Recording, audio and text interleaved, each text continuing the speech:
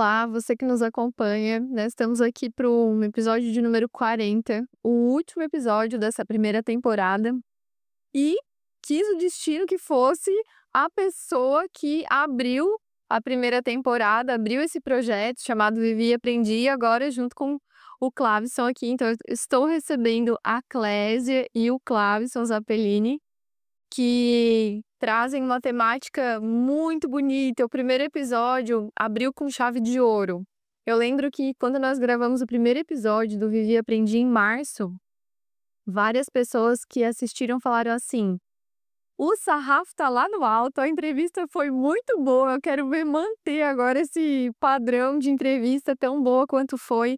Porque a Clésia, na época, contou a história do Caio, que é o que a gente vai falar agora, já vou falar um pouquinho mais de uma forma, assim, muito profunda, com uma sensibilidade muito especial. Então foi muito especial. Tô muito feliz de estar encerrando essa primeira temporada assim. Então deixa eu apresentar esses dois para quem tá chegando agora e quem não tá por dentro, quem não conhece. O Clavison, ele é da área de sistemas de informação, tecnologia, sempre trabalhou com isso e com inovação, foi professor há muitos anos de graduação. A Clésia já é da área da pedagogia, tem mestrado, tem doutorado em ciências da linguagem, e eles são pais de 3 meninos, o Caio, em memória, e do Samuel e do Gabriel.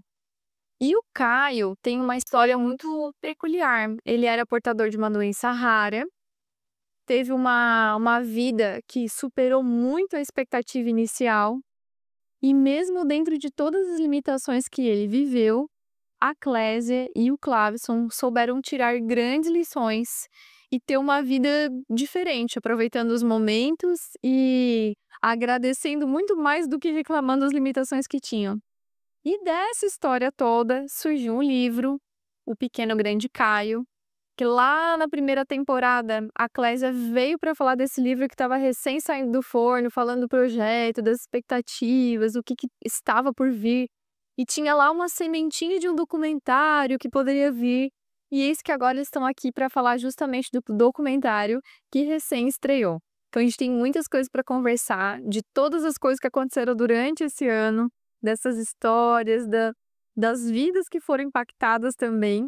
Então, Clésia e Clavison, obrigada por vocês estarem aqui e fechando com chave de ouro essa primeira temporada no podcast. Dani, eu fico muito feliz, né, porque quando você convidou, foi uma expectativa bem grande, né, e o primeiro episódio, isso vai para Gravatal, e vai para a região, isso vai para o Brasil, quem vai assistir? Sim. Então eu estava bem ansiosa, né, e aí na época eu comentei: "Olha, depois nós vamos ter um documentário, né", e aí assim: "Vai ter uma próxima vez então, Clésia, de vocês, né, chegarem até aqui e fazer uma nova gravação, um novo bate-papo". E aí chegou o dia que é hoje. Sim. Então, e deixa eu te contar, você falou vai para a região, vai para o Brasil. Lá no Spotify, ele tem um relatório para quais lugares o podcast foi. Ele já foi para 8 países. Ah, Já foi ouvido na França, em Portugal, Estados Unidos, não me lembro os outros países, mas a gente fica assim, de onde ele vai, né? A gente nem imagina que vai chegar tão longe. E realmente, nós começamos em março, eu lembro que eu abri a conta do Instagram, 0 seguidores, porque era uma conta nova. Hoje nós estamos lá com 1.200 e poucos, 1.300 e pouco. Então, foi uma sementinha por vez, as pessoas que vão compartilhando conteúdo que vai fazendo sentido, vai tocando o coração das pessoas de alguma forma e vai chegando lá. Clavison, estreando aqui no podcast, como é que tá a tua expectativa, já que é a tua estreia aqui? Não, Dani, obrigado, né? Obrigado aí pelo convite. É sempre muito bom falar a história do Caio, principalmente. E agora também com a vinda dos meninos na nossa família. Porque eu acho que mais do que contar a nossa história é trazer uma inspiração para alguém, assim. Porque a história do Caio e também dos meninos, assim, ela é tão bonita, tão cheia de Sim. desafios, que eu acho que compartilhar isso é bacana. Sim. Então a gente vai começar, então, contextualizando essa história do Caio, e eu queria que você falasse, porque no primeiro episódio, a Clésia contou essa visão dela de mãe, né, com relação a tudo que aconteceu ali na gestação, né, aquela história do Bem-vindo à Holanda, né, que que foi uma realidade diferente da expectativa. E lá no primeiro episódio eu fiz uma pergunta pra Clésia dizendo assim: Clésia, quem foi o teu porto seguro? Quem foi aquela pessoa que te alicerçou nessas cada onda que vinha, né? Cada onda que quebrava, cada mensagem impactante, cada realidade impactante, na verdade, que tinha que enfrentar.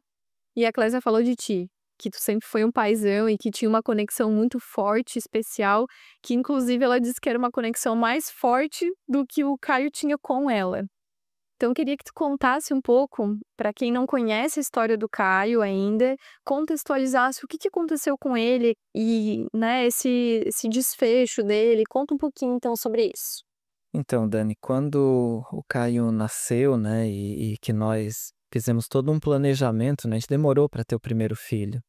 E nós queríamos nos organizar da melhor forma possível, desde formação, desde estrutura, financeira também, para receber um filho. E aí, quando ele veio e que estava tudo seguindo assim conforme o planejado, né, de repente veio aquele baque, né, do diagnóstico de que o Caio teria um tempo limitado de vida, né? A expectativa era até os 4 anos. E neste momento, assim, o que a gente faz, né?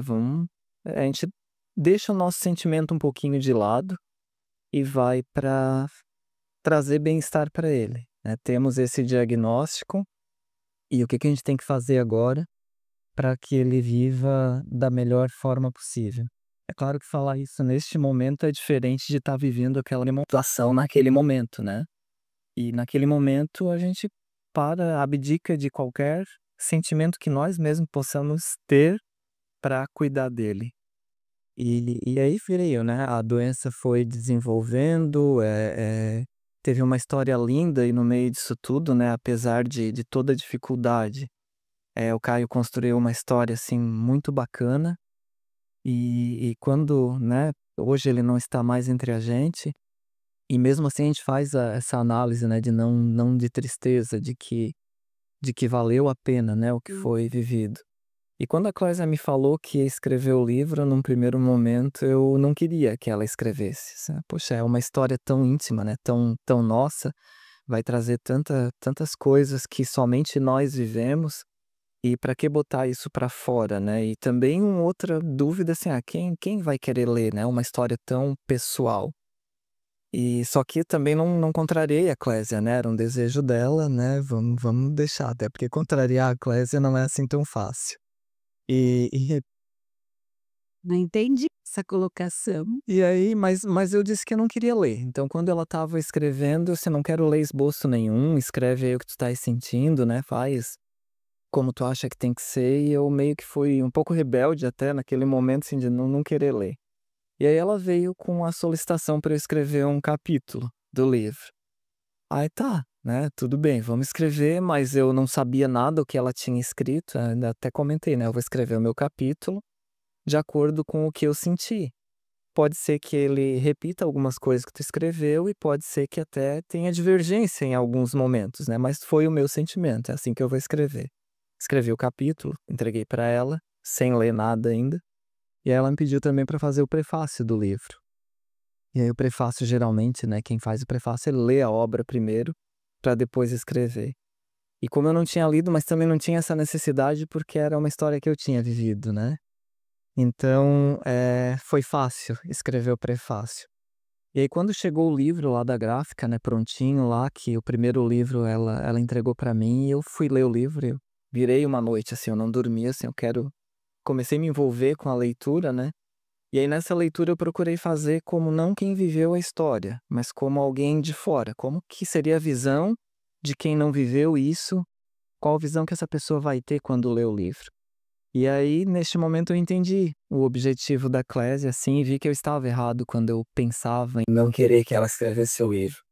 Porque a história ela ficou muito legal no sentido das vivências, né, das coisas bonitas que a história teve, e não somente as coisas tristes, né? É claro que ela vem com um monte com vários detalhes aí tristes, né? Porque foi uma jornada difícil, mas a mensagem que ele traz, ela transcende bastante esses momentos. E aí quando tu perguntasse aí de quem foi o apoio de quem, né, assim como a Clésia, né, colocou que eu fui importante para ela, mas eu acho que aí a recíproca é a mesma, né, porque ela também foi o meu apoio neste período. Então a gente meio que deu as mãos e aí vamos seguir essa trajetória aí, que ela é nossa e não é mais de ninguém. A gente tem que fazer dela a mais bonita possível. Sim. Clésia, o Clavison falou que ele entendeu o objetivo do livro. Eu queria te perguntar qual é de verdade o objetivo do livro e de que forma o objetivo tem sido alcançado pelo que vocês têm vivido durante esse ano, divulgando o livro, em feiras, em eventos. Eu vi vocês em muitos lugares, levando o livro do Pequeno Grande Caio ao alcance das pessoas. Então, é isso que deixa claro isso, assim, quais são os objetivos do livro e se vocês, de que forma vocês têm conseguido atingir o objetivo dele esse ano, como foi, assim? Então, o livro, ele apresenta essa narrativa de vida, né. E assim como o Cláudio mencionou que entendeu o propósito, né, da escrita, eh, tem até algumas pessoas que comentam assim, e tem outros autores que trazem a esse respeito, né.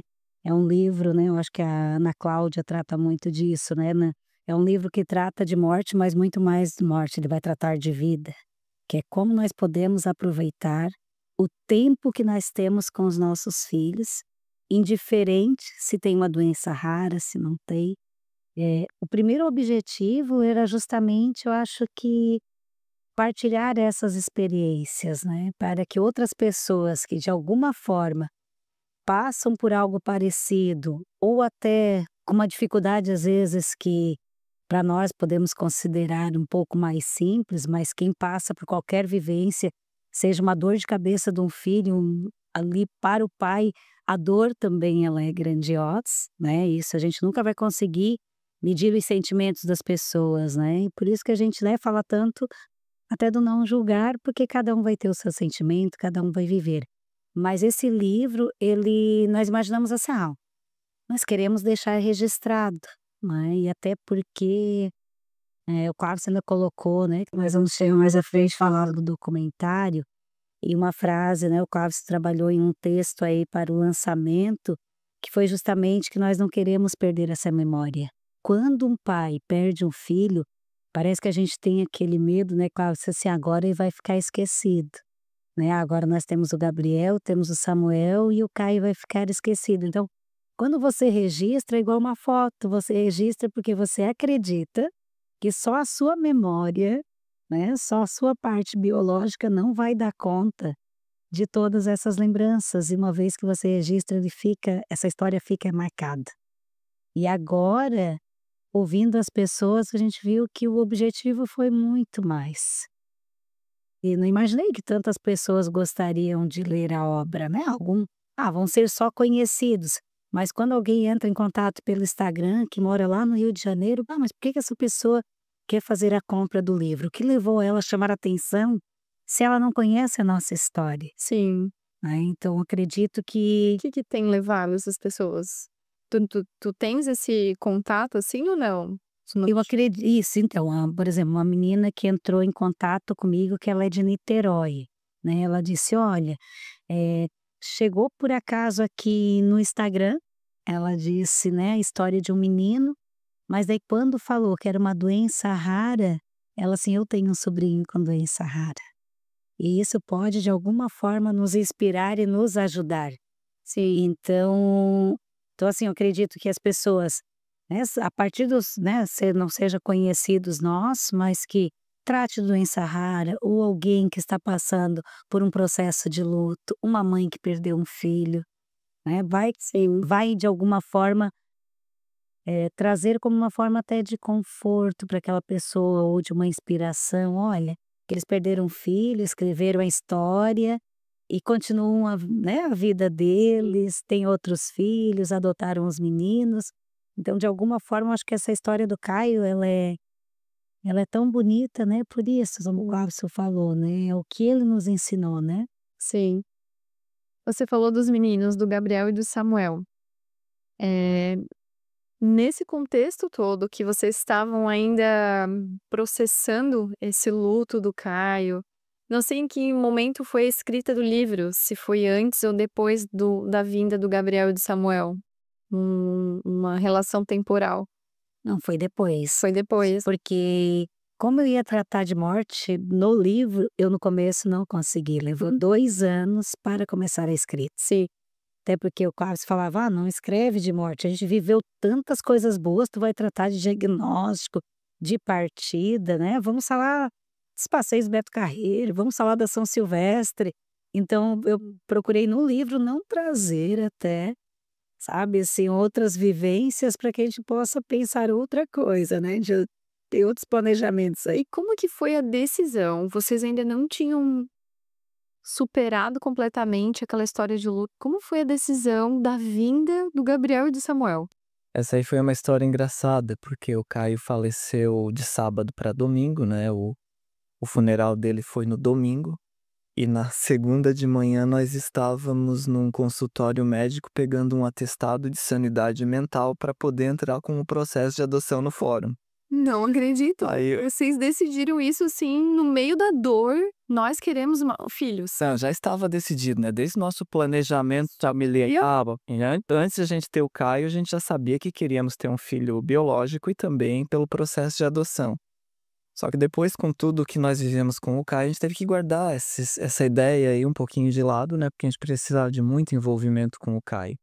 E não seria justo para quem chegasse naquele momento viver essa loucura toda, né? Mas foi engraçado porque daí no dia seguinte nós fomos lá no médico, o médico até é um conhecido nosso, e ele dizia assim: vocês estão pedindo um atestado de sanidade mental, vocês têm certeza que vocês têm essa sanidade mental nesse momento, né? Nós tínhamos acabado de. Nós saímos de casa para ir passar na funerária e pagar o funeral, sabe? Então nós esperamos ali, fomos lá, pagamos, tomamos um café na padaria. Olheiras, caras de desgaste total, pedindo atestado de sanidade mental. Não, e antes ainda, né, e de chegar até o consultório, nós paramos em uma padaria, né, e até nós retornamos nessa padaria no sábado, no dia do documentário. Nós paramos em uma padaria e eu não conhecia aquela padaria, foi a primeira vez que nós entramos, a segunda foi agora. E aí nós, vamos tomar um café antes de ir ao consultório. Aí nós chegamos, tinham 8 mesas, assim, e quando eu chego a moça disse assim: vocês querem só um café? É só um café. Ela assim: mas senta lá naquela mesa que lá tem um jornal. E na capa do jornal tava: menino que correu a São Silvestre, um atleta, né, parte, né, de Gravatal e parte aí, é uma coisa no sentido de Tubarão, eles relacionaram Gravatal e Tubarão. Daí eu disse: nossa, tantas mesas para sentarmos, nós vamos sentar justo em uma que na capa estava uma matéria a respeito do Caio. Então assim, saímos do funeral, né, saímos lá da funerária, passamos na padaria e aí fomos até o consultório. Eu sei que a hora que o médico entregou o atestado pra gente, eu ainda brinquei com ele: se a gente tem sanidade ou não, agora o problema é teu, porque foi tu que atestou. Agora a gente vai levar isso no fórum. E aí, como que desenrolou esse processo da adoção, assim, da vinda deles? Foi bem rápido, assim, nós fizemos todo o processo burocrático que tem que fazer mesmo, né? E quando nós fomos habilitados, né, para a fila da adoção nacional, já teve aí a irmã do Gabriel e do Samuel, ela já havia sido adotada por uma colega nossa, né? Na época trabalhava na Unisul junto conosco. E conversando com ela, assim, a Clésia até ligou por engano, né? Clésia era para ligar por um ramal e ligou pro outro por engano, ela atendeu. Não era contigo que eu ia falar, mas já que liguei pra ti, me conta, como é que tá a Ana, né? A tua filha que tu adotou. Ela falou: tá bem legal e tal, e ela tem um irmão. Que nós tínhamos colocado lá no fórum o nosso perfil, num primeiro momento, para uma criança, uma única criança, até 4 anos. E aí ela disse: ela tem um irmão de 9, por que vocês não vão olhar o irmão delas, que é o Samuel, né? E a gente: tudo bem, né? Vamos olhar, né? 9. Aí a hora que ela mandou a foto pra Clésia, eu tava entrando na sala de aula naquele momento, chegou a mensagem no WhatsApp, a Clésia mandou a foto do Gabriel e do Samuel. E foi bem instinto mesmo, sabe? Eu olhei a foto e eu respondi pra Clésia na hora: são os nossos filhos. E entrei pra dar aula. Daí nisso eu não sei o que desenrolou aí. Eu sei que depois a gente já foi no fórum, já fomos lá alterar o nosso perfil. A partir do momento que a gente alterou o perfil foi instantâneo daí, porque daí é mais difícil quem quer irmãos e quem quer mais velhos, né? O Samuel tinha 9, o Gabriel estava com 13. E aí foi muito rápido, assim. Fomos lá em Santos pra fazer a aproximação e foi tudo assim, sem pensar, sabe? A gente tem uma semana de férias agora, foi lá em julho, né? Que o Caio faleceu dia 2 de julho, depois deu 1 ano, né? Em julho, agosto, alguma coisa assim. Mas em agosto foi final de agosto, até depois dia 7 de setembro nós já fomos. E se a gente tinha um período de férias lá, assim, a gente só pode agora, dissemos pra menina do fórum. Assim, mas tá louca? Vocês estão loucos? Nem tá. Fizemos uma papelada, assim, não. A gente só pode agora. Aí a gente tava chegando lá e eles estavam mandando a papelada pra gente junto, assim, e por e-mail, né? E era pra gente ficar alguns dias lá, ficamos 2 dias, já trouxemos eles, passamos um dia no Beto Carreiro, já viemos pra casa e tá até hoje, sabe? Então, penso assim que às vezes a gente pensa demais e quando, sei lá, né? É opinião também, né? Não dá pra fazer nada sem ser pensado, mas foi tudo muito natural e deu tudo muito certo, sim. E eles são 2 tesouros, né? São 2 meninos, assim, muito queridos, né, e eu sempre tenho muita gratidão, né, e eu sempre falo que eu considero, assim, a história deles, né, e do Caio, como histórias de resiliência e de coragem, porque se é uma criança, né, que já passou por um processo de abrigo, né, já com certeza a história deles, eles também tiveram histórias de luta pela vida, assim como o Caio. Então eu sempre digo assim, ó, eu comento Gabriel e Samuel, o Caio seria muito, assim, feliz de se ele tivesse conhecido vocês, eles iriam amar.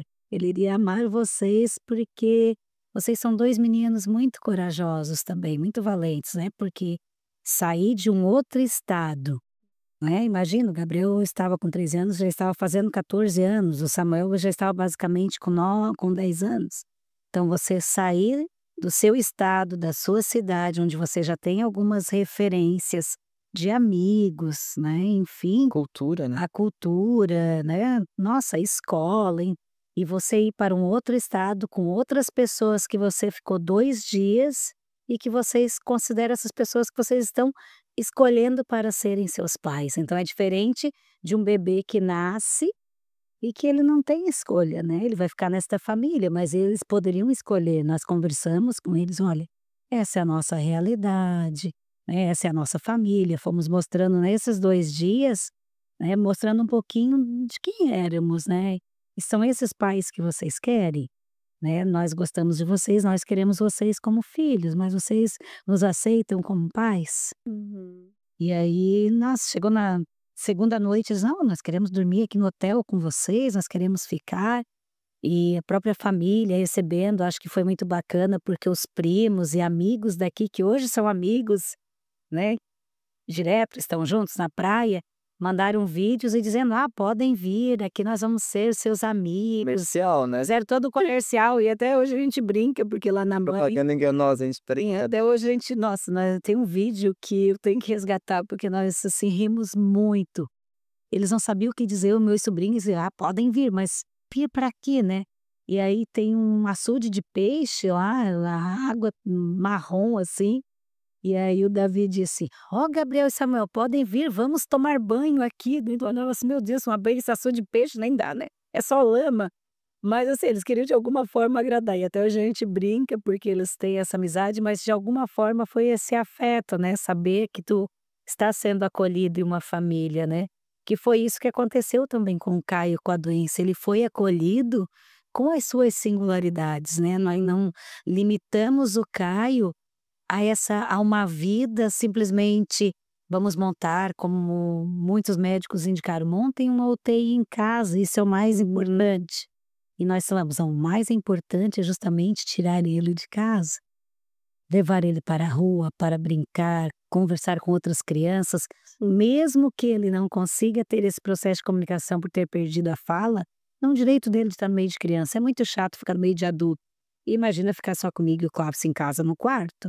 Deixa essa criança ser feliz no meio dos outros. Se precisar levar o oxigênio, nós vamos levar, se precisar né, um respirador, o que for, mas ele tem direito de ser criança mesmo nessas condições. Sim. Clésia, você acabou fazendo um movimento também de mães enlutadas, né? Um grupo de apoio, de acolhimento. De que forma a adoção pode preencher o coração de uma mãe, uma família enlutada? Porque eu penso que quantas mães perdem seus filhos, filhos únicos, e não conseguem, de alguma forma, dar a volta por cima. De que forma que a adoção pode preencher esse vazio na família? Isso acontece? Não. Eu queria entender isso. Que lugar que eles ocupam no coração de vocês e de que forma isso pode ajudar uma família enlutada? Então eu considero, né, e o Cláudio já comentou, né, fez esse comentário já comigo em outro momento, que ninguém substitui o espaço de ninguém, né. E tem aquele ditado popular, né, coração de mãe sempre tem espaço. Então acho que tem um espaço para todos. Gabriel e Samuel não preencheram o espaço vazio do Caio, porque o espaço do Caio está ali. Todas as pessoas que passam pela nossa vida, elas sempre vão deixar as marcas e marcas vivas, mesmo estando distante, né, mas ela vai estar conosco, é inerente. Então eles chegam, né, de certa forma, não no sentido só de preencher, não é preencher o vazio, mas é dar oportunidade de a vida seguir. Eu até faço um parênteses, Dani, porque culturalmente, assim, a gente tem um hábito de separar muito a adoção de filhos, né? O quanto a adoção tem desafios, o quanto a adoção preenche um vazio, né? Enfim, o quanto ela pode ajudar. Eu vejo como uma coisa só. Os desafios da adoção têm algumas peculiaridades, é claro, né? Porque já tem uma história anterior, mas os desafios que nós enfrentamos são os desafios que qualquer pai enfrenta, né? Então não é desafio da adoção, é desafio de ser pai. Não é o quanto que uma adoção pode auxiliar nessa questão do enlutamento. É o quanto outros filhos podem auxiliar nessa questão, né? Então a vinda do Gabriel e do Samuel para nossa família, apesar de ter sido por meio da adoção, mas hoje eu penso assim, a gente é tão igual que eu acho que se eles tivessem sido gerados biologicamente por nós, seria a mesma coisa, tá? Não tem essa diferença. Antes de fazer o curso, a gente vai aprendendo com a vida, né? Então, antes de fazer o curso da adoção, eu criticava, assim, algumas burocracias, né, para o processo, porque eu ainda falava, né, para que fazer curso para adoção se não tem curso para ser pai? E hoje eu vejo o quanto é importante, o quanto é necessário, né, porque precisa de uma preparação prévia para isso, mas o que eu mais vejo, assim, de desafio é a questão cultural mesmo, né, de ter essa separação de um filho adotivo para um filho biológico. E eles estão na nossa família, assim, como filhos, né, de que não é uma conquista imediata, né, tem uma construção para ser feita aí neste período, mas a vitalidade que eles trouxeram para nós, né, eu até digo no documentário, né, que com o Caio a gente viveu experiências únicas e com eles também estamos vivendo experiências únicas. E que uma não tira espaço da outra, elas se complementam. Então isso aí que eu vejo assim que foi o que deu uma vitalidade pra gente depois do luto. E vamos falar do documentário, então. De onde veio essa ideia do documentário? E o que o documentário estreou recentemente? Como que foi essa estreia? Se o documentário conseguiu passar a mensagem, o porquê de um documentário? Contem pra gente um pouquinho sobre isso. Então, o livro, ele dá acesso a algumas pessoas, mas nem todas as pessoas conseguem, às vezes, fazer a leitura, né. Eu começo pela minha mãe. Ela pergunta, né, ela perguntou: "O que que tem nesse livro? Tu conta a história do Caio?" Pelo fato de ela não ser alfabetizada. Então, um documentário é um audiovisual, né, vamos dizer assim, né? As pessoas, né? Basta eu enxergar e conseguir ouvir, eu consigo ter esse acesso a esse documentário. Ele vai de um acesso mais rápido do que o próprio livro, né? Rapidamente você consegue ver aquela história. Basta você ter, o documentário tem 50 minutos, então você tirar 50 minutos para assistir. Então você consegue levar a mensagem por outra forma, né? Através de outra linguagem. Então esse é um maior objetivo, que nós possamos levar essa história, mas muito mais do que a história. É você ver o que pode inspirar, às vezes, outras pessoas, o que pode ajudar com a sua experiência, né? Porque eu considero que o Caio passou 10 anos e meio conosco, né? Quase 11 anos. Por mais que foi pouco tempo, mas a forma intensa que nós vivemos, ela foi muito grandiosa. E o Cláudio sempre conversamos que nós temos certeza disso, que tudo que nós vivemos com o Caio, tem pessoas que vão ter filhos lá com 60 anos e não viveram tanto tempo do contato, do afeto, de conhecer uma respiração, de conhecer um olhar, de conhecer uma viradinha de pescoço, você saber se ele está desconfortável, se foi um mosquito que piscou, se foi uma mosca que pousou. Então, assim, detalhes, sabe, que você consegue aprender, mas que você precisa tirar o tempo e ter o desejo de realmente viver isso com teu filho. Até mais que desejo, a sensibilidade, né? A gente era muito assim de entender também pela sensibilidade, porque como ele parou de falar, era o olhar, né? E é como a Cláudia disse, assim, o lado que ele virava, a gente já sabia o que que era.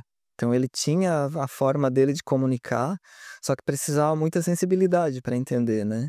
Então às vezes ele demonstrava um desconforto, a gente já sabia na hora o que que era aquele desconforto, sem ele falar uma palavra, às vezes só pelo olhar. E no documentário, né, o que eu considero diferente do livro é agora trazer o depoimento das pessoas. E aí é muito bacana, né? E o Clóvis disse assim: olha, no começo o Clóvis também disse, ai, documentário, que aí tu tá inventando mais uma coisa, que o Clóvis sempre acha que eu tô sempre inventando moda, né? Eu passo por situações semelhantes. Ele disse: "Um documentário", eu disse: "Ah, vou escrever para ler Paulo Gustavo, né, em Gravatal", né, porque, né, na Secretaria de Educação e Cultura, né, tinha um edital, eu disse: "Ah, eu vou escrever para um audiovisual e já vou começar para ter pelo menos um começo ali para ver por onde eu vou caminhar". Daí o Cláudio disse: "Ah, é?". Aí depois eu disse: "Claro, você vai ter que participar". "Vou ter que participar, sim". "Ah, já convidei a Fábio, que é a físio do Caio, que foi físio por muito tempo, qual o olhar dela. Ah, convidei a Amanda, que é da nossa família, qual o olhar da família para com o Caio, o que que eles aprenderam, aprenderam alguma coisa, qual foi essa experiência". Então, quando ficou pronto, o Cláudio disse assim: "Nossa, que memória, assim, bacana, que coisa linda que nós temos, um registro, nós vamos estar lá com 70 anos, 80, e vamos revisitar, e algo muito visual, assim, a mensagem das pessoas, a mensagem do médico que atendeu, e, lá no hospital, por exemplo, né, nós gravamos uma das cenas que foi bem forte, foi gravar no hospital, na cama que o Caio, no mesmo local que o Caio partiu, então gravamos lá com a cama vazia, e aqui o Caio estava. E a Vládia, né, que até aqui de Gravatal, que é enfermeira e que atendeu o Caio, ela fazer o depoimento dela, lá naquele momento e falando qual foi a percepção dela e o papel dela de atuação, de receber o Caio no momento de uma parada respiratória, cuidar dele até o momento da partida e ele partir com ela e ela nos dá a notícia. Então ela trazer essa fala a partir dos sentimentos dela e enquanto profissional, enquanto amiga da família, enquanto profissional, mas de ter essa sensibilidade, esse olhar, essa acolhida com a família e ficar isso registrado, é um presente valioso, né? Sim. Essa mensagem de sensibilidade, né, desse olhar tão aguçado que vocês desenvolveram com ele e que os fizeram, viver a vida com intensidade, né, viver a vida. Eu lembro que no livro tem uma passagem que diz assim, que no começo vocês faziam as viagens, era para Joinville, pra onde que vocês levavam para o médico, que vocês aproveitavam, é que vocês aproveitavam hora, assim, hora dólares, comer um camarão, pra fazer alguma coisa. Tomar café na padaria. Levavam o Caio para esses lugares, porque por mais que ele não pudesse comer, sentir o gosto, o sabor, ele tinha aquele ambiente, aquela sensação, e com certeza o bem-estar de vocês era transmitido para ele também, né? E hoje a gente vive cada vez mais e escuta, e você trabalha, vocês trabalham com jovens de alguma forma, né? Tem contato com jovens. E a gente vê tantos problemas emocionais e muito vem de relacionamento de casa, dessa falta de diálogo, dessa falta da empatia, da escuta tória. Eu queria que vocês dissessem, comentassem um pouquinho mais o que um pai e uma mãe que está sendo engolido pela rotina, pelo trabalho, focado na produtividade, no sentido de eu preciso manter a casa, e que está esquecendo desse detalhe, o que eles precisam enxergar, o que eles precisam fazer para desenvolver essa habilidade que vocês desenvolveram? É uma pergunta bem difícil, Dani, mas parece tão fácil assim a resposta, é olhar pro filho, né? Eu acho que os pais têm que passar a olhar para os filhos, mas não é o olhar, né? Só o olhar físico, né? É entender o que está se passando na cabecinha deles, os momentos que eles estão passando. A Clésia fala alguma coisa assim, a gente vai trocando, né? E eu vi outro dia outra entrevista dela, acho que foi lá a última, lá. E ela falou da questão do beijo. E eu passei a refletir assim, ó, porque a gente pegava o Caio, pegava assim no final do dia, né? É claro que a gente já tinha um prognóstico aí, né, de que ele estaria pouco tempo conosco. Então a gente já tinha aquele objetivo de aproveitar o máximo possível do tempo, porque nós sabíamos que ele não estaria conosco muito tempo. E aí a gente desenvolveu essas habilidades. Mas qual é o pai hoje que tem a certeza que o filho vai ficar com ele muito tempo, mesmo sem nenhum diagnóstico, né? Então eu acho que isso que nós tínhamos, que já era certeza, facilitou a gente desenvolver determinadas habilidades. Então a gente pegava o Caio, era beijo direto, né? Era colado mesmo assim. Às vezes ele até reclamava, ele ficava muito incomodado. Aí, né, Renato, que gente chata, né? Porque eu dizia assim, Caio, ó, já dei 45 beijos. Não, mas mais 5, ó. 46, às vezes, 47. Aí brincava assim com eles. Tá bom, ó, já deu 50. Né? E eu sempre pensava muito nisso, né? Pode ser que um dia eu não consiga mais beijá-lo. Então, quanto mais eu puder agora dar o beijo, ele sentir esse amor, isso tanto vai ser bom para ele quanto para nós. Porque quantos pais às vezes se questionam, por que eu não fiz isso com meu filho? Não precisa nem o filho partir, sabe? Como eu trabalho com educação, nós ouvimos muitas histórias, né? E um outro dia, ouvindo uma mãe, eu achei muito triste, Dani. Ela disse assim: meu filho foi morar em outro país, eu tenho certeza, para ficar longe de mim. A minha filha já foi também fazer intercâmbio e tal, e a mais novinha está vindo no mesmo caminho.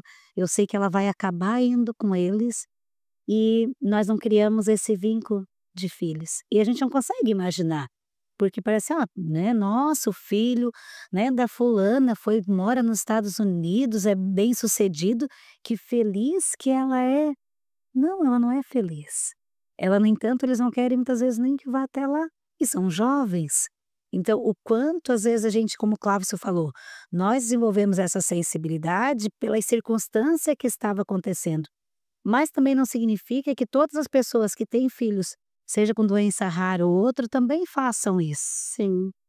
Sabe? Nem isso não significa que também um pai acompanha, um pai fica junto. A gente também conhece, né, pessoas que assim, meu filho tem, né, determinada deficiência, se eu puder deixar com uma outra pessoa o dia todo e eu pegar só à noite, está tudo certo. Né? Então não é nem a deficiência ou às vezes até o tempo. É por isso que eu falei do desejo. Ela tem que querer. Eu tenho que querer, eu tenho, né, que olhar que é o meu filho. Mas como falaste, Dani, né, um passo preenche o espaço do outro. Mas quando tu falou anteriormente, tu fizeste a pergunta ali do luto, né? Não preenche, mas que traz alegria, traz. Porque se eu tenho o Samuel hoje e o Gabriel para me envolver, eu não vou poder ficar só pensando, ai, o Caio não está aqui, como seria? Não dá nem tempo, porque daí tem o Gabriel que está dizendo, mãe, vou tchau trabalhar, não deu de estender a roupa. O Samuel assim, mãe, agora eu fiquei em recuperação, como é que eu faço agora? Me ajuda a fazer esse cronograma. Então, às vezes, as mães que perderam um filho único que não querem adotar, às vezes elas até podem ter vontade, mas o medo é que é como se elas estivessem fazendo algo contra aquele filho. Ah, eu vou colocar alguém no teu lugar, né? Não vai colocar no lugar, mas vai dar um outro lugar que você tem espaço. Então pode sim ter espaço para outras pessoas e não significa que você vai esquecer ou vai deixar de amá-lo. Você vai amar tanto quanto e às vezes muito mais, porque você passa a amar uma outra criança também e dar a oportunidade dessa criança também de ser amado. Então preenche um espaço no sentido de alegria, que como a gente pode preencher com uma corrida, a gente vai preencher com outros sentimentos muito mais valiosos que é o de um filho, né? Sim. Então me parece que, pelo que vocês estão contando, que a chave de tudo é a conexão, é a aproximação. Porque às vezes um pai, uma mãe que está naquele ritmo do dia a dia, no estresse do trabalho, não para se conectar, não se desconecta do trabalho e conecta com as pessoas que estão ali ao redor. Porque quando você fala dessa história dessa mãe, que os filhos saíram de casa para ficar longe dela, na hora eu me perguntei, mas onde será que esse elo se partiu? Ou será que ele nunca existiu? Não pode, que uma criança ela é tão dependente de um adulto desde pequenininha, né? Em algum momento esse elo se desfez. Mas são armadilhas, Dani, assim, ó, hoje tá muito sensível, né, e cada vez mais complexo. Às vezes a gente tem, e a gente se pega, às vezes, fazendo isso também, né, dentro de casa, se falando pelo celular, Tá. pelo WhatsApp, né? Ah, preciso que tu faça tal coisa, tá aqui num outro cômodo e tá falando pelo WhatsApp. E aí a gente, às vezes, faz algumas coisas, assim, que os adolescentes, às vezes, não querem, né? Mas a gente coloca, não tem opção, a gente vai sair para comer um açaí juntos, né? E tá tudo certo? Ah, não querem, mas vamos, né? Sim. E aí a gente vem e acabam gostando e a gente conversa e aí passa a ter outro. Porque se entrar nesse círculo vicioso de ficar só em rede social, em dispositivo, em celular, aí se perde, é fácil de perder. Porque isso, fato também, a adolescência é um momento que há um pouco de distanciamento dos pais, né? Que eles têm mais uma interdependência entre si e se distancia. E aí, se os pais também permitem que esse distanciamento se torne um isolamento, de fato a gente perde um pouco essa conexão, né? E às vezes os pais até comentam, né, Dani? Ah, mas ele não quer ir na casa da avó, né? Fica chateado, ele não quer ir em tal lugar conosco. Ah, é porque é adolescente, né? Então não vai. Mas como é que ele vai aprender e saber se é bom se ele não for? Sim. Como é que você vai gostar de um alimento se você não experimentar? Tudo passa pela experiência, né? Um outro dia nós tivemos uma caminhada saindo aqui das termas e fomos até São Miguel. Nossa, e nós falamos na sexta assim, né? Reunião em família. E Beto, quando marcar no reunião em família, né? Não, nós vamos conversar. Ah, amanhã à tarde nós vamos fazer uma caminhada. Claro que nós não falamos que era 4 quilômetros para ir, 4 para voltar, né? A subida. E que era subida e que era morro. Nós falamos que era uma caminhada lá na serra. Nossa, falou que era uma caminhada, mas não quero, não vou, não quero. Né? Não, eu não vou. Eu vou caminhar sábado à tarde. Ah, não, eu não vou caminhar. Ah, não, eu também não vou. Gente, olha só, vocês vão ter 4 períodos ao longo do dia, sábado e domingo, para brincar, para fazer o que vocês querem, né? Vai ter estudo, tem algumas atividades da família, mas vocês vão ter muito poder de escolha aí, sendo adolescentes e Gabriel já com 19 anos, né? Mas vocês vão poder fazer, escolher algo. Um período vai ser para estudar e organizar as coisas por semana. 2 períodos pode ser para vocês escolher se é celular, o que vocês querem ir na casa de algum amigo, podem escolher. Mas um é atividade em família, não tem escolha. Nós vamos escolher. Então nós vamos ter a caminhada e vocês vão gostar. E aí combinamos com outros amigos e que fizeram o mesmo processo. Ah, é só uma caminhada, foi o fulano, conversou. Propaganda enganosa. E gente, fizemos os 8 quilômetros, depois voltamos aqui, fomos tomar sorvete e aí no final eles disseram, quando que vai ser a próxima? E todos, eles estavam no final, acho que acabou ficando ali, eu acho que uns 7, 8 adolescentes, né? E eles disseram assim: "Ai, foi muito legal". E, inclusive, de lá para cá, agora nós estamos sempre nos reunindo, esses casais, porque eles pediram e eles pedem: "Mãe, quando nós vamos à casa de fulano? Quando nós vamos na casa de fulano?". E é engraçado que eles vão lá e não tem celular, sabe? Eles brincam de coisas de baralho, de até de se pegar. Outro dia eu estava brincando lá, né? Tudo já marmanjo, né? "Ah, meu guri, pega, pega", foram brincar, correr atrás de cachorro, olha, adolescentes. E aí, assim, a gente combinou: "Não, ninguém leva celular, não vai, ai, é baralho, é dominó", e eles ficam sabendo que eles irão, eles já ficam escolhendo quais as brincadeiras que eles vão levar, tipo: "Ah, aquele fulano, isso aqui ele não vai conseguir, ó, vamos se desafiar", mas precisou dar oportunidade, se você não dá. Então, é um baita exemplo que vocês deram agora, porque quantos pais passam por isso? Nós temos vários amigos com filhos jovens nessa fase e que fazem justamente o contrário. Vão em algum lugar que a família vai e ele quis ficar em casa, então ficou sozinho, ficou isolado, ficou jogando, ficou lá. Então, às vezes, tem que ter esse momento que eles não têm o poder de escolha e que eles têm que. Quem é o adulto, né? A gente tem que exercer um pouquinho desse poder. Ô, Clésia, e durante esse ano todo, vocês mantiveram o encontro das mães? Como que é o nome do grupo? Pérolas? É, pérolas de amor. Pérolas de Amor. Vocês mantiveram encontros regulares, o grupo cresceu, recebeu novas mães. Como que tá isso? Está recebendo novas mães? Não? Então, nós vamos ter agora em dezembro o nosso último encontro. Mês de novembro nós não tivemos encontro aí em função das correrias, tal. Nós tivemos encontro em outubro e agora teremos um encontro em dezembro. Agora que nós estamos organizando formalmente uma metodologia para o grupo. Porque o que acontecia? Os encontros estão muito especiais. Só que cada mãe tem aquele desejo tanto de falar, de conversar, que nós estávamos extrapolando até o tempo, olha lá, 7 horas, né, ficávamos até meia-noite, Nossa. 1 hora. E se deixasse, ficaria muito mais. Aí eu ainda brincava: "Ó, os maridos vão ficar muito chateados, que já é 1 hora da manhã, meu Deus, será que eles estão só batendo papo, sabe?". Então nós começamos a organizar para ter o quê, né, hoje nós temos 4 pessoas responsáveis até pela organização, que é eu, a Camila, né, a Inês e a Jéssica, que foram das primeiras ali que começaram a convidar as outras mães. Então a gente criou meio que uma metodologia de tempo, de acolhida, então agora não precisa todos que já estão, né, desde o começo, sempre contar a história, sabe, assim, muito prolongada. Gente, agora o nosso objetivo é acolher as outras mães.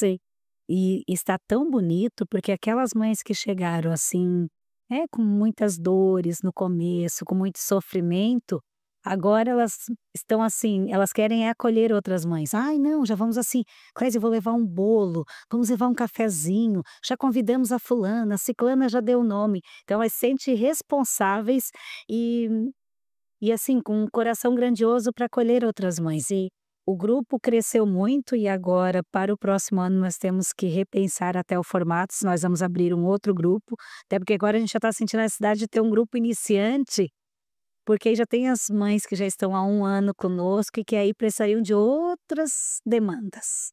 Então, possivelmente, nós vamos ter agora, para 2025, 2 grupos, e a Camila, nós ali estamos, né, a Camila já veio aqui, já conversou, né. Camila Gonçalves. Foi lindo esse episódio dela também. A Camila é muito especial, assim, e a Camila quer muito para a gente pensar agora também de um grupo online, que nós possamos dar oportunidade para outras mães que não são da nossa região. Que bacana, nossa. Clésia e Clavison, nessas andanças aí durante o ano todo, com o livro, agora o documentário é mais recente, mas especialmente com o livro ou com essas vivências com outras mães e famílias, tem alguma história, assim, que de alguma pessoa que se identificou com a história do Caio, que ressignificou a sua própria história? Tem alguma história, assim, que vocês lembram de algo que tenha acontecido que marcou demais vocês? Que vocês lembram? Acho que uma grande história não, mas em pequenos detalhes, sabe, assim, eu lembro de 2 2 passagens, assim, que teve na escolinha. Hum. Uma delas, assim, a mãe da criança falou pra mim, né: "Tu acredita que o meu marido foi estacionar no shopping e a minha filha desceu do carro e foi olhar embaixo do carro pra ver se não tinha a pintura lá da cadeirinha, porque se tivesse a pintura não era pra estacionar lá, porque senão o Caio não poderia botar o carro aqui". Aquilo lá eu fiquei pensando assim: "Poxa, uma coisa tão simples, né, tão pequena, mas olha a mentalidade que essa criança tem", né. E claro, né, não unicamente por causa da vivência do Caio com o Caio, mas isso, né, isso talvez desaflorou uma sensibilidade maior por ter uma criança com necessidades especiais na sala. E uma outra pequena história que eu lembro também foi quando ele foi colocar a sonda para se alimentar, né, via gastrostomia. E a gente pensava: "Poxa, né, como é que agora vai para a escola, né?" Porque até então, né, ele tinha as necessidades dele, mas não tinha algo assim tão visual que pudesse deixar as outras crianças com medo ou chocado, né, quem olhasse aquilo é diferente ter uma sondinha aí na barriga, né, e se alimentar por um caninho. E aí a gente, com bastante receio, assim, de como que chegaria com o Caio na escolinha, e chegou lá e as crianças vieram, assim, com uma naturalidade, e aí teve um menino que falou, né: "Ah, que coisa boa o Caio, né, a gente tem que parar de brincar para comer, ele agora pode continuar brincando enquanto come". Eu só pensei assim: "Ó, que aprendizado para mim, né, não para a criança, para nós que somos adultos, né, porque as crianças elas a gente que complica as coisas, né, as crianças têm um mundo tão mais fácil, né". Sim, sim. Agora outra história grandiosa quase Não, mas assim, não é não só a história grandiosa, né, mas pensar no próprio depoimento da Catarina agora boa. das crianças que estudaram com ele, porque se o Caio estivesse, né, vivo, não tivesse passado pela doença degenerativa, enfim, amanhã seria a formatura do terceirão dele. A turminha que ele começou estudando lá, bebezinho, a Olivia ainda vai amanhã participar da formatura e ontem eu vi ela ensaiando. E a Olivia, hoje ainda conversei com a mãe, né, com a Dani, e a Dani dizia assim: "Ai, ó, a tua nora vai a formatura dela é amanhã", porque o Caio era bebezinho, eles nasceram, tipo, em 5 dias de diferença e estudavam juntos. E eu lembro que o primeiro dia dos namorados, eu digo assim: "Não, só tu, né, Dani?" Ela assim: "A Olivia trouxe", né, eles eram pequenos, tinham 6 meses e eles estavam na creche, e aí ela levou uma sandália toda cheia de luz, assim, para o Caio, né, e aí a mãe que mandou, claro, na criança 6 meses, né, quem vai saber, né, mas foi uma brincadeira da Dani, que a Dani, né, já era minha amiga, e ela assim: "Ó, a Olivia trouxe para o namorado dela, que no futuro nós vamos fazer um casamento arranjado da Olivia com o Caio".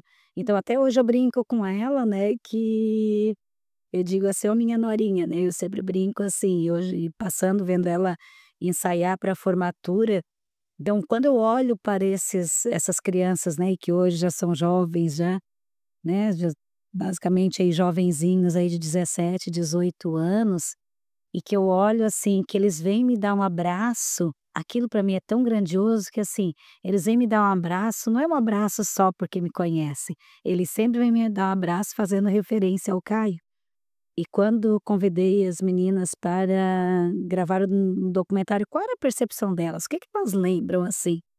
E elas tinham uma memória tão viva das vivências com o Caio, elas tinham 3, 4 anos. Nossa, E falam assim, ó, né, a Ana dizendo: "Ah, eu olhava para ele, eu comia o meu bolinho e eu ficava com pena que ele não se alimentava, então eu ia escondido, sem ninguém ver e dava um pedacinho do meu bolinho para ele".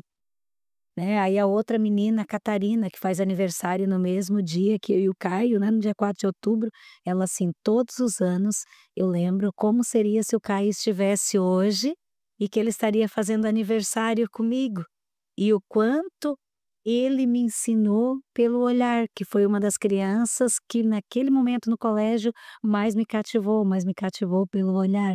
Então você ouvir isso, né, de basicamente de um jovem falar isso para você, né, aos 18 anos, assim, eles trazerem esses relatos, então por isso que assim, claro, se a gente for ver, tem mães que se identificam, mães, por exemplo, que lá do Rio Grande do Sul, que entraram em contato, porque disseram assim: "Clésia, Minha filha está com doença degenerativa com a leucodistrofia metacromática.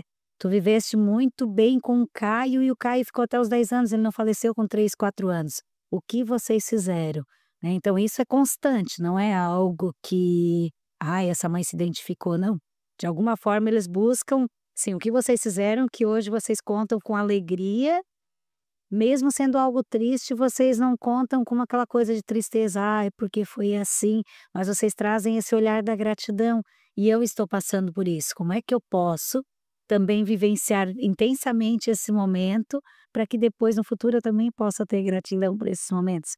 Então é difícil até da gente narrar, vou te dizer, muito difícil, porque todos os dias a gente encontra sempre alguma história, né, assim. E os próprios depoimentos, Dani, do documentário, assim, a gente ouvindo das pessoas, né, o que elas viveram com o Caio de aprendizado ou de rotina mesmo, e que a gente não percebia, né, talvez, não é que não percebia, né, é que naquele momento meio que cansava, sabe? E alguns depoimentos chegam a ser bem emocionantes, assim, né, de coisas que a gente vê que a pessoa se envolveu tanto, né, com aquele momento com o Caio e saber, assim, né, que tá aí trazendo algo que trouxe de bom para ela daquele envolvimento, acaba sendo bem gratificante. E o próprio gravado documentário, assim, ele foi emocionante, né, assim, a gente se segurava, assim, né, a Clésia é bem mais forte que eu, né, eu sou mais boca aberta, como dizia meu padrinho. Assim, me segurando, né, pra gravar, pra não se emocionar, enfim. Aí lá no finalzinho eu meio que não segurei, ainda pedi pra eles cortar e eles não cortaram, né. E aparece no documentário e eu até estava conversando, assim, com uma colega nossa, né, a Rosandra, muito querida, e no final ela perguntou, assim, depois que passou o documentário, como é que foi. Eu disse: eu fiquei com vergonha, porque eu chorei lá no final, né. E aí ela me deu uma lição, assim, muito bacana também, ela disse: "Não usa mais essa palavra, vergonha", né, porque a história do Caio foi tão bonita, foi tão tá trazendo um aprendizado para tanta gente, que essa palavra risca do teu vocabulário e troca por orgulho. E realmente é algo, assim, que eu levo agora, né, foi um aprendizado bem bacana, assim, também. Que lindo. E quem quiser assistir o documentário, como que tá funcionando? Onde que assiste? Porque ele ainda tá em fase de estreia nos lugares, né. Onde que ele tá sendo apresentado? Como que a gente pode fazer? Então, né, como nós estamos conversando hoje, mas o programa passa um pouquinho depois. Não, vai ser nesse sábado agora. Vai ser nesse sábado agora? Já agora já. Que rápido, Dani. Então, nós, né, como vai passar agora, né, já vamos estrear aí com a Dani aí no segundo momento no sábado. Na próxima segunda, no dia 2 de dezembro, nós vamos também estar lá na Unisul, no Salão Nobre, às 19h30, né, é gratuito, é só ir para participar. Só chega um pouquinho antes, né, às 19h20 ali, que a gente possa receber todos, né, então no Salão Nobre da Inoversa Sul, né, nossa antiga Unisul, e depois dia 5 aqui em Gravatal, né, nós estamos aqui na Secretaria de Turismo às 19h30 também, o Thiago, que é secretário de Turismo, está organizando o espaço, sempre a Secretaria de Turismo aqui já nos acolheu com o livro, agora acolhe com o documentário, então todos estão aí convidados, né, para partilhar dessa história conosco. Depois, né, depois desses lançamentos, aí vai ficar no YouTube, né, a gente disponibiliza o link nas redes sociais aí para todo mundo assistir. Então já aproveita e falem as redes sociais de vocês. A minha rede, né, o mais comum é o Instagram, né, embora a gente ainda continua com o Facebook, né, vai automático, né, mas é @Clésia da Silva Mendes. E o meu é Zapeline Clavson. Ainda bem que não é mais Orkut, mas é só Instagram mesmo, né, Zapeline Certo. Clavson. E o livro O Pequeno Grande Caio continua sendo comercializado. Isso, Como que faz pra isso, adquirir? continua lá no Instagram, né, quando você entra já vai ter o link de acesso e você já pode adquirir por ali. Certo, então vamos para a pergunta final. A pergunta final a Clésia já respondeu lá no primeiro episódio, mas vai responder de novo, porque às vezes mudou já essa percepção, né. Então essa pergunta final, ela é assim um apanhado geral da vida de vocês, individualmente falando, né. Se vocês pudessem, resumir em uma frase todos os aprendizados, o grande aprendizado, a grande lição que a vida de vocês traz para as pessoas, dizendo assim: "Eu, Clavison, eu, Clésia, vivi o que vivi e aprendi Que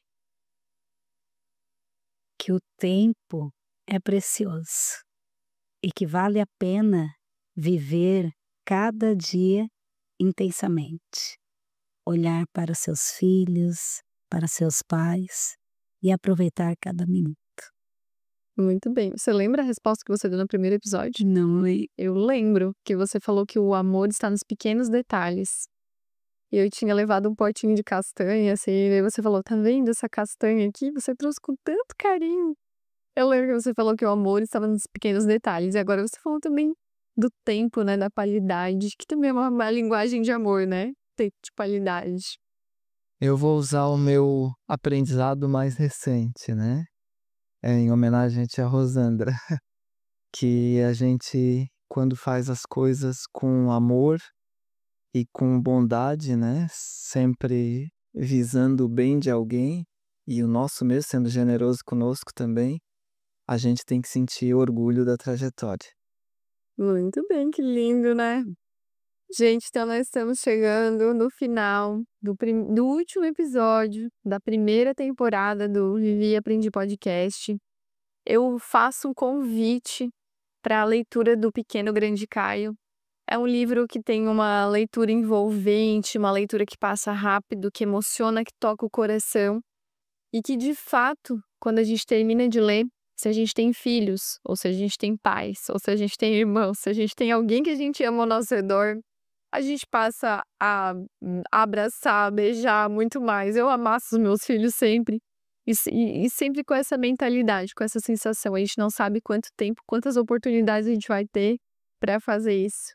Então eu te convido a fazer essa leitura e, claro, agora eu convido então a assistir também esse documentário. Eu não assisti ainda, mas eu vou assistir em breve, estou curiosa para ver. E eu quero agradecer também cada pessoa que tem nos acompanhado no Vivi e Aprendi Podcast. No ano que vem, 2025, voltamos com mais histórias, com mais aprendizados. Então eu quero te agradecer por ter compartilhado os episódios, por ter nos acompanhado lá no Instagram, no @Vivi e Aprendi Podcast. E todo sábado um novo episódio. Se você não assistiu todos os episódios, aproveita agora as férias para revisitar e assistir o que você pulou, tá bom? Então, tchau, um feliz ano novo para todo mundo, um feliz Natal, boas festas e até o ano que vem. Tchau, tchau.